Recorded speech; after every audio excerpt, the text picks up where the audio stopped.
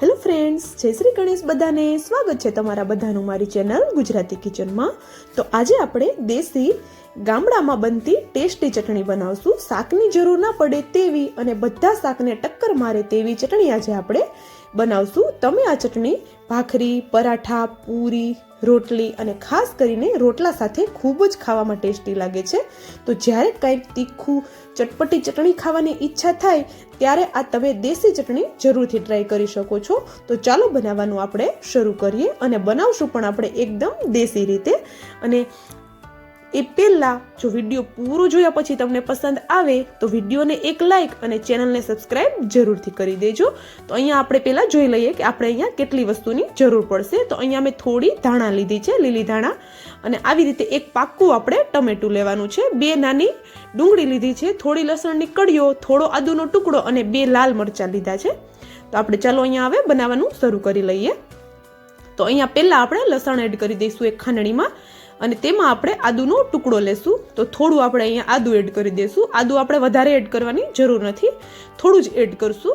તો અહીંયા મેં થોડું આદુ એડ કરી દીધું છે. જો તમે જોઈ શકો છો એકદમ થોડું આદુ આપણે એડ કરી દીધું છે. અને પછી મેં અહીંયા લાલ મરચું લીધું છે. તો જો લાલ મરચું અવેલેબલ હોય તો લાલ મરચું જ આપણે એડ કરવાનું છે, અને જો ન હોય તો તમે અહીંયા લીલા મરચાંનો ઉપયોગ પણ કરી શકો છો. તો અહીંયા મારી પાસે અત્યારે લાલ મરચું છે એટલે હું લાલ મરચું લઉં છું, કારણ કે લાલ મરચાંનો ટેસ્ટ થોડો માઇલ્ડ એવો ગળ્યો આવતો હોય છે, તો ચટણીનો ટેસ્ટ એકદમ ડિફરન્સ જ આવશે. તો જો હોય તો લાલ મરચું જ આપણે અહીંયા એડ કરવાનું છે. તો આપણે હવે મરચું પણ નાનું નાનું કટ કરી અને આમાં લઈ લીધું છે. તો હવે આપણે એ જ પ્રમાણે ડુંગળી લઈ લઈએ. તો ડુંગળીના પણ આવી રીતે નાના નાના પીસ કરી લેવાના છે. આ ચટણી આપણે ખાંડીને જ બનાવવાની છે, આને આપણે મિક્સરના જારમાં બિલકુલ નથી બનાવવાની. તો જો આવી રીતે હું ડુંગળીના નાના નાના પીસ કરી લઉં છું. મિક્સરના જારમાં બનાવશું ને તો એકદમ જલ્દીથી બની જશે, પણ તેનો એટલો ટેસ્ટ સરસ નહીં આવે. તો આપણે આને ખાંડીને જ બનાવશું. તો હવે આપણે આમાં ધાણા પણ એડ કરી દીધા છે, અને અત્યારે આપણે ટમેટું એડ નથી કરતા. તો ટમેટું આપણે ક્યારે અને કેવી રીતે એડ કરવાનું છે એ હું તમને આગળ વિડીયોમાં જણાવીશ. અને મસાલા પણ તમે જોઈ શકો છો અત્યારે આપણે એડ નથી કર્યા, મસાલા પણ આપણે પાછળથી એડ કરવાના છે. તો આ ચટણીને આપણે સરસ એવી હવે ખાંડી લઈશું. તો જો આવી રીતે ખાંડીને બનાવશું તો તે એકદમ પેસ્ટ નહીં થાય, અધકચરી જ રહેશે. અને જે અધકચરી રહેશે અને જે આ ટુકડા હશે બધી વસ્તુના, એ જે ખાવામાં આવશે ને એનો ટેસ્ટ ખૂબ જ સરસ આવશે, અને બધી વસ્તુ આપણે ખાવામાં સમજમાં પણ આવશે કે બધી વસ્તુના ટુકડા આવશે એટલે તેનો ટેસ્ટ આવશે. તો આવી રીતે ખાંડીને બનાવવાનો એ એક ફાયદો છે. તો જો અહીંયા આપણે હવે ચટણીને અધકચરી વાટી લીધી છે. તો જો હું તમને બતાવું, જો આવી અધકચરી આપણી ચટણી હવે વટાઈ ગઈ છે. તો થોડા થોડા નાના નાના પીસીસ બધી વસ્તુના દેખાય છે. તો હવે અત્યારે આપણે આમાં ટમેટું એડ કરવાનું છે. તો જો આટલી ખંડાઈ ગયા પછી આપણે ટમેટું એડ કરશું. એ શું કામ એનું કારણ પણ છે, હું તમને આગળ જણાવું. તો આવી રીતે આપણે એક પાક્કું ટમેટું લેવાનું છે, એકદમ લાલ અને પાક્કું ટમેટું હોય એવું આપણે અહીંયા યુઝ કરવાનું છે. કાચું ટમેટું આપણે નથી લેવાનું, કારણ કે આપણે આને ખાંડવાનું છે, તો ઇઝીલી નહીં ખંડાય જો કાચું હશે તો બને તો આવી રીતે પાક્કું ટમેટું આપણે લેવાનું છે. તો ટમેટા ઉપરની આપણે છાલ હટાવી દઈએ. તો આવી રીતે પાક્કું ટમેટું હશે એટલે ઇઝીલી તેની છાલ નીકળી જશે. અને અત્યારે આપણે ટમેટું એડ કરવાનું કારણ એ છે કે જો આપણે પહેલાં બધી વસ્તુની હારે ટમેટું એડ કરી દઈશું તો ટમેટામાં રહેલું બધું પાણી છૂટશે અને આપણું ચટણી સરસ નહીં ખંડાય, વ્યવસ્થિત નહીં ખંડાય, અને ખંડાતા બહુ વાર લાગશે. તો આવી રીતે અધકચરું વટાયા પછી જો ટમેટું એડ કરશું તો અધકચરું તો આપણી ચટણી વટાઈ જ ગઈ છે, તો એકદમ જલ્દીથી આપણી ચટણી બનીને રેડી થઈ જશે. તો આવી રીતે ટમેટાના એકદમ નાના નાના ટુકડા કરી લઈશું. તો ટમેટાને આ રીતે આપણે એકદમ નાના નાના ટુકડા કરીને આપણે એડ કરવાનું છે. વધારે આપણે એને મોટા ટુકડા એડ નથી કરી દેવાના. અને મસાલા પણ આપણે અત્યારે જ એડ કરશું, કારણ કે મસાલાના જે એડ કરશું એ મસાલા બધું પાણી ટમેટામાં રહેલું શોષી લેશે અને એકદમ ચટણી ઇઝીલી ખંડાઈ જશે.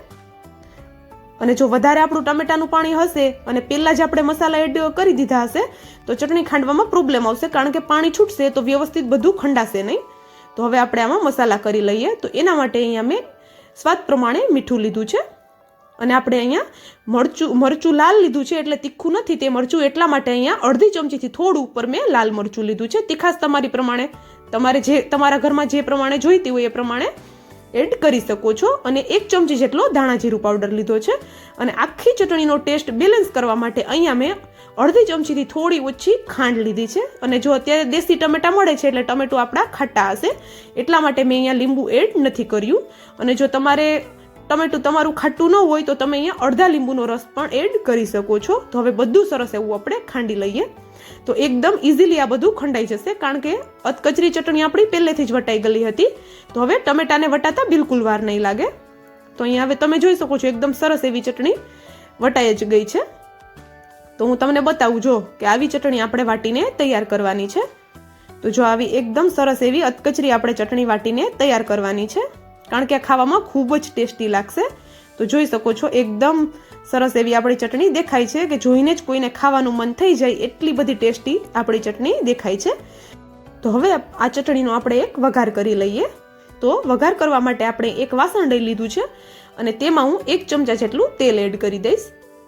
તો અહીંયા મેં 1 ચમચા જેટલું તેલ એડ કરી દીધું છે અને તેમાં હું 5 થી 6 જેટલા સૂકી મેથીના દાણા એડ કરું છું. ટોટલી ઓપ્શનલ છે, જો તમને ટેસ્ટ ગમે તો તમારે એડ કરવાનો છે, નહીતર સ્કીપ કરી દેવાનું છે. અને આ રીતે વઘાર કરશું તો ચટણીની લાઈફ થોડી વધી જશે. તમે આને 2 થી 3 દિવસ સુધી એન્જોય કરી શકો છો. આવી રીતે જો વઘાર કરીને આપણે લેશું તો તેમાં મેં થોડી રાઈ એડ કરી દીધી છે અને 2 થી 3 લીમડાના પાન એડ કરી દીધા છે. અને થોડી હું અહીંયા અડધી ચમચીથી થોડી ઓછી હિંગ એડ કરું છું અને આ ચટણી આપણે આમાં એડ કરી દેવાની છે.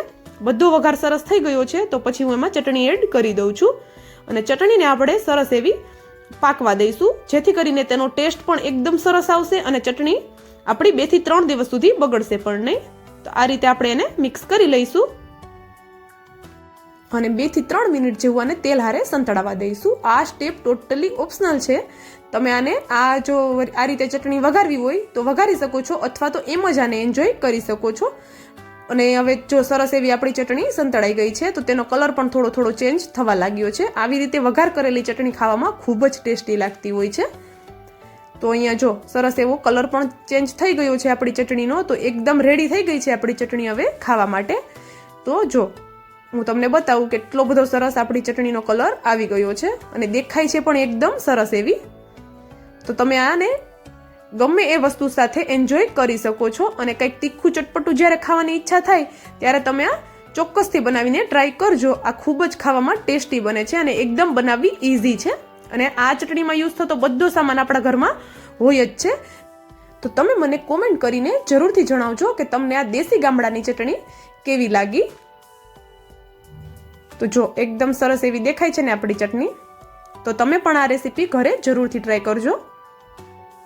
અને જો વિડીયો ગમ્યો હોય ને તો વિડીયોને એક લાઇક અને ચેનલને સબસ્ક્રાઇબ જરૂરથી કરી દેજો અને બેલ આઇકોનને પણ પ્રેસ કરી દેજો, જેથી કરીને આવી જ નવી નવી રેસીપીની નોટિફિકેશન તમારા સુધી પહેલા આવે.